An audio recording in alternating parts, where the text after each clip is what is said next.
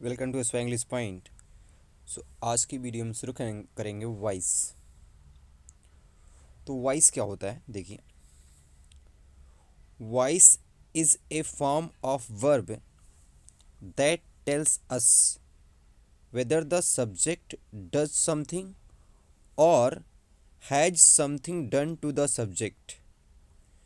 Voice means voice is मतलब है a form of verb, यानी कि वर्ब की एक फॉर्म ही है, समझ लीजिए एक टाइप ऑफ वर्ब ही है। दैट टेल्स जो हमें बताती है, अस मीन्स किसको, हमें। वेदर मीन्स की द सब्जेक्ट डज समथिंग, कि सब्जेक्ट ने कुछ किया है, और मीन्स या has something done to the subject, या सब्जेक्ट पर कुछ किया गया है। इसी से डिसाइड होता है क्या, voice. It is of two types, और वॉइस कितने टाइप के होते हैं, टू टाइप्स, एक्टिव और पैसिव। एक्टिव और पैसिव। तो देखिए पहला क्या है, एक्टिव वॉइस। एक्टिव वॉइस क्या होता है, when the subject is doing action. When means जब, कौन, the subject is doing action, जब सब्जेक्ट काम कर रहा था किसमें, किसी सेंटेंस में, उसे क्या बोलते हैं, एक्टिव वॉइस। फॉर एग्जाम्पल, गुजरी टेक्स कॉफ़ी। तो यहाँ पर कॉफ़ी लेने का काम कौन कर रहा है, गुजरी। तो ये क्या हो गया, सब्जेक्ट, क्योंकि subject is doing the action. इस सेंटेंस में एक्शन कौन कर रहा है, सब्जेक्ट कर रहा है। देखिए पैसिव वॉइस में देखते हैं, पैसिव वॉइस क्या होता है।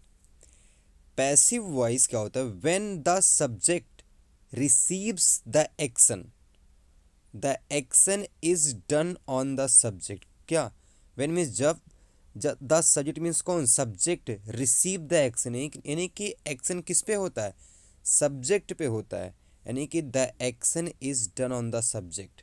जब कोई काम, कोई एक्शन सब्जेक्ट पर किया गया होता है, तो उस वॉइस को क्या बोलते हैं, passive voice. For example, coffee is taken by Gujri. तो इस बार देखिए, इस सेंटेंस का सब्जेक्ट वो कौन है, सब्जेक्ट कॉफ़ी है, और कॉफ़ी काम कर रहा है कि कॉफ़ी पर काम किया गया है, कॉफ़ी पर काम किया गया, कॉफ़ी को पिया गया है। तो इसलिए कौन सा वॉइस हो गया, पैसिव वॉइस। तो आई थिंक वॉइस हो गया क्लियर। अब इसके यूजेस को देखते हैं कि वॉइस का यूज़ कहाँ पे है। तो देखिए क्या लिखा है, यूज़ ऑफ वॉइस, वॉइस का यूज़। पहला यूज़ क्या है, when the doer of the action is not known और there is no need to tell who did the work.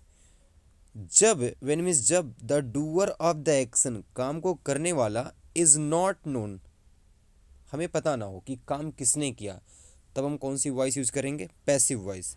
या फिर there is no need to tell who did the work, या फिर कोई ज़रूरत ही ना हो कि काम किसने किया, ये बताने की हमें ज़रूरत ही ना हो, तो उस इन दो केस में क्या यूज़ करेंगे, पैसिव वॉइस। जैसे देखना, my pocket was picked in the bus, मेरी पॉकेट को चुराया गया, यानी पॉकेट को काट लिया है, किसने काटा, ये हमें नहीं पता है।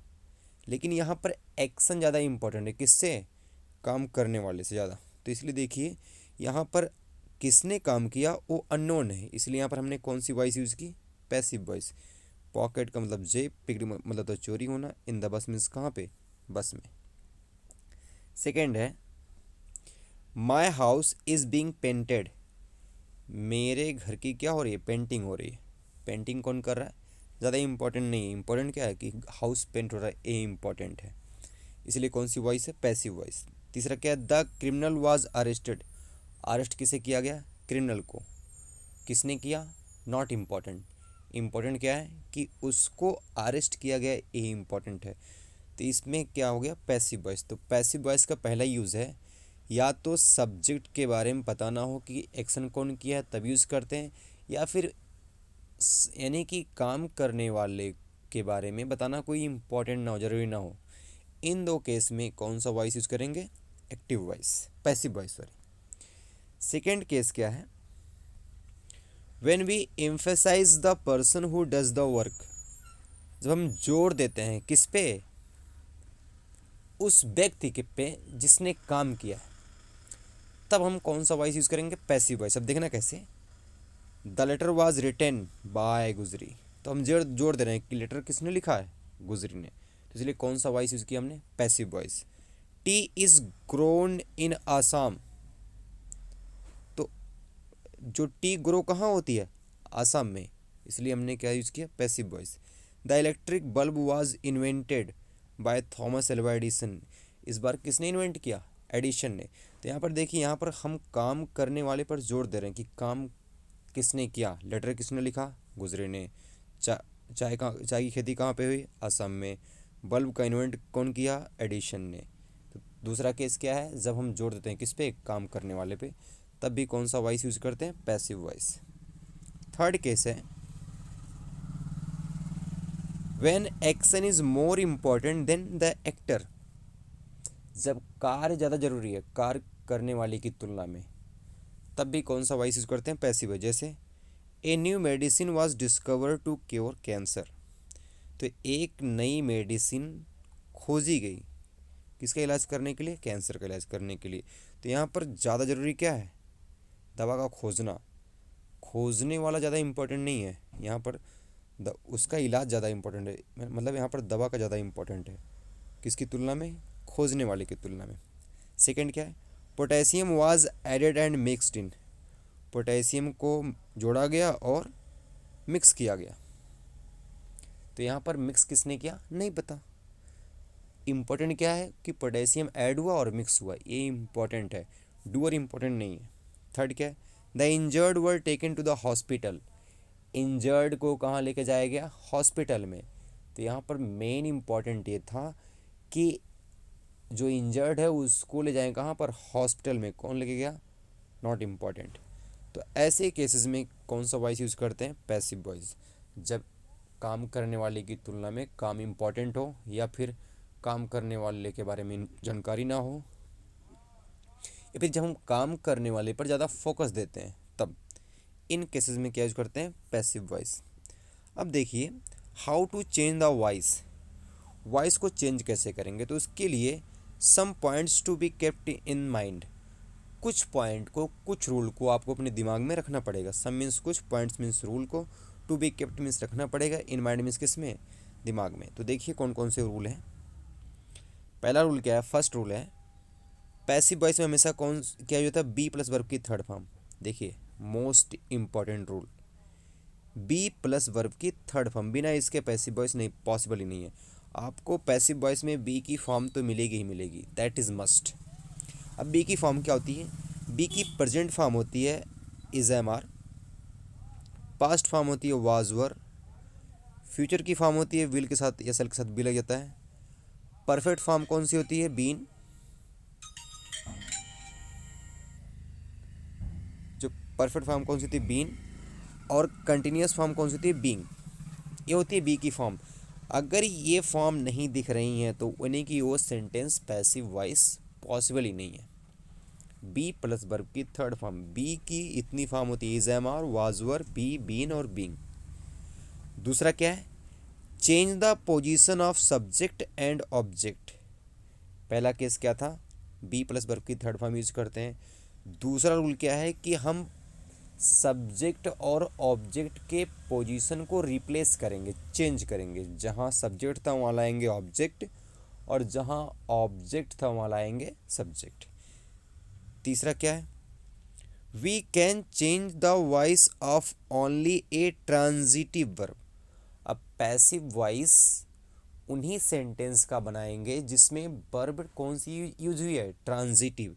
ट्रांजिटिव वर्ब का मतलब क्या होता है, एक ऐसी वर्ब जो अपना ऑब्जेक्ट लेती है, और वर्ब और उसके ऑब्जेक्ट के बीच में कोई प्रीपोजिशन कोई नहीं आता, सिर्फ वर्ब आती है, उसके बाद उसका ऑब्जेक्ट आता है। चौथा क्या रूल है, next, we can not make passive voice of all perfect continuous tense and future continuous tense. तो देखिए परफेक्ट कंटिन्यूस कितने होते हैं, तीन होते हैं, present perfect continuous, past perfect continuous और फ्यूचर परफेक्ट कंटिन्यूस। तो ये तीन टेंस हो गए, और एक कौन सा हो गया, फ्यूचर कंटिन्यूस एक हो गया। यानी चार टेंस का पैसिव वॉइस पॉसिबल नहीं होता। पैसिव वॉइस पॉसिबल सिर्फ 8 टेंस का होता है, 4 का नहीं होता। नेक्स्ट क्या है,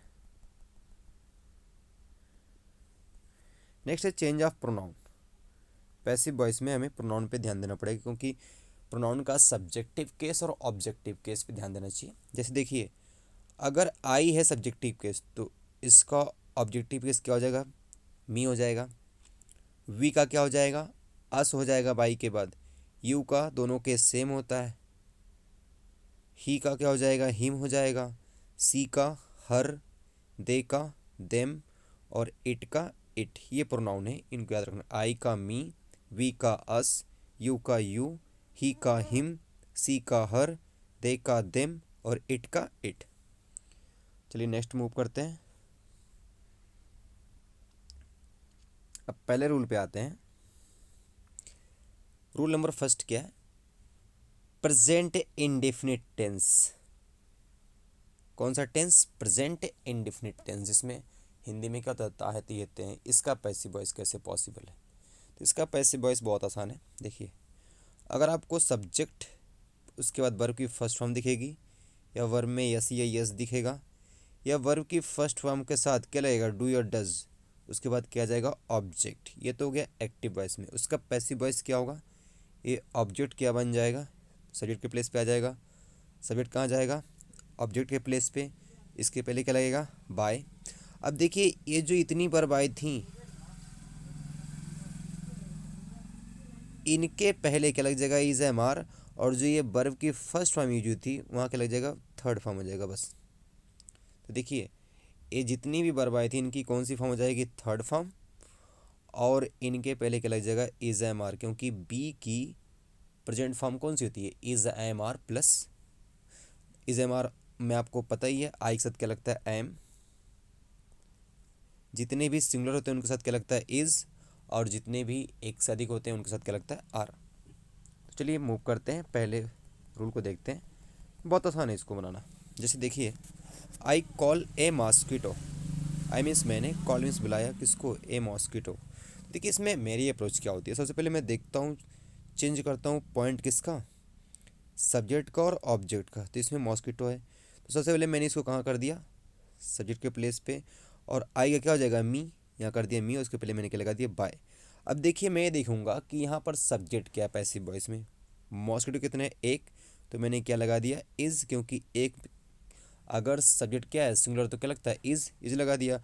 और कॉल की थर्ड फॉर्म क्या होता है, कॉल्ड। देखिए, 99% वर्ब की थर्ड फॉर्म बनाने के लिए वर्ब प्लस उसमें क्या जोड़ते हैं, ईडी, तो क्या बन जाता है, थर्ड फॉर्म बनता है। लेकिन कुछ वर्ब होती हैं जिनका तीनों फॉर्म क्या होता है, अलग अलग होता है, जिसको हम बोलते हैं इरेगुलर वर्ब। जैसे कि क्या हो गया, go, went, gone, sell, sold, sold, ये सब। तो ये सब इन वर्ब को मैं डेली रीडिंग वाली सीरीज में पढ़ाता हूँ, आप जाके आप पढ़ सकते हैं। नेक्स्ट देखिए, सेकंड क्वेश्चन क्या है, अगला इंट्रोगेटिव में। तो देखिए, डू यू रीड इंग्लिश, क्या तुम इंग्लिश पढ़ते हो। तो अब इसमें कंफ्यूज मत होइए। सबसे पहले देखिए, सब्जेक्ट कौन है इसमें, यू क्या है, सब्जेक्ट, क्योंकि यही काम कर रहा है। और ये क्या पढ़ रहा है, इंग्लिश, तो इंग्लिश क्या हो गया, ऑब्जेक्ट हो गया। और यू क्या हो गया, सब्जेक्ट। तो जानते हैं, ये जो इंग्लिश है कहाँ आएगा, इसके प्लेस पे तो हमने लगा दिया, देखिए इंग्लिश यहाँ लगा दिया। अब देखिए, इंट्रोगेटिव सेंटेंस है, तो इंट्रोगेटिव सेंटेंस में भी हेल्पिंग वर्ब वहीं रहती है। तो जहाँ डू है वहीं आएगी हेल्पिंग वर्ब। तो अब देखिए, इंग्लिश कितना है, एक।